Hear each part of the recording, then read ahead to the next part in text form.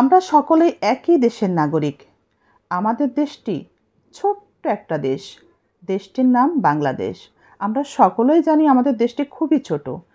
আমরা এই দেশে বসবাস করি।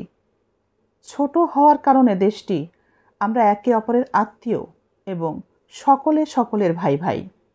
তাই নিজেদের মধ্যে এই রক্তপাত আর ভালো লাগছে না। ভাইয়ে ভাইয়ে রক্তপাতে কী লাভ আছে? দয়া করে এই রক্তপাত বন্ধ করার চেষ্টা করুন। যত তাড়াতাড়ি সম্ভব আলোচনার মাধ্যমে সমাধান খুঁজতে চেষ্টা করুন। যত দ্রুত সম্ভব সেটা করার চেষ্টা করুন। দেশটা ভালো থাকবে তাতে।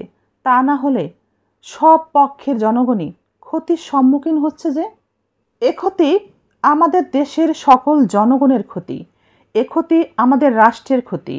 আমাদের সন্তানদের যে ক্ষতি সেটা আমাদের দেশের ক্ষতি, আমাদের রাষ্ট্রের ক্ষতি।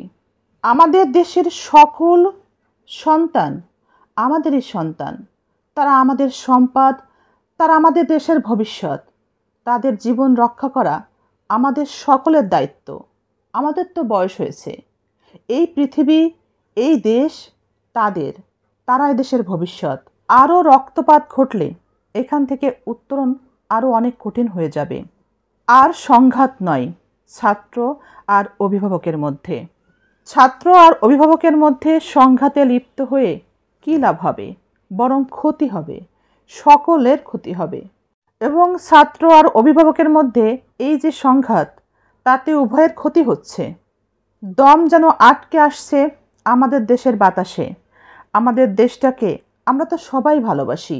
সবাই যখন এদেশের মঙ্গল চাই, দেশটিকে আরও সুন্দর করতে চাই, দেশটিকে আরও সুন্দর দেখতে চাই। দেশের মঙ্গলে, দেশের কল্যাণে, দশের কল্যাণে, আমার দেশের মানুষের কল্যাণে আমরা সবাই প্রস্তুত থাকি। প্রাণ পর্যন্ত আমরা সকলেই বিসর্জন দিতে পারি দেশের জন্যে। তবে কেন আমরা নিজেদের সাথে সংঘাতে লিপ্ত হচ্ছি? কেন হচ্ছি এবং কেন এই ভুলটা করে যাচ্ছি? যে দেশের প্রতি আমাদের এত মায়া, এত টান, এত মঙ্গল চায় যে দেশটির জন্যে, সেই দেশটির মানুষ হয়ে মানুষের মঙ্গল আমরা চাইব না? কেন আমরা সংঘাতে জড়িয়ে একে অপরের প্রতি কঠিন হয়ে যাচ্ছি? মানুষে যদি মায়া দেখানো সম্ভব না হয়, তাহলে দেশের প্রতি মায়া আমরা কিভাবে দেখাতে পারি? সকলের ইচ্ছা দেশের কল্যাণ, দেশের মানুষের কল্যাণ। ছাত্র এবং অভিভাবক সবার তো সেটাই ইচ্ছা। তবে কেন এই সংঘাত? কেন এই মারামারি? কেন রাজপথ রক্তে রাঙানো হচ্ছে?